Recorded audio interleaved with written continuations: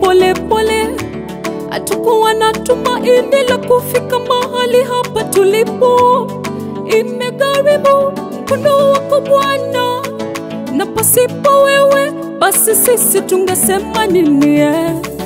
Tungesema nini? Hatukosi changamoto kwenye safari yetu, pasipo changamoto sisi tungesongaje?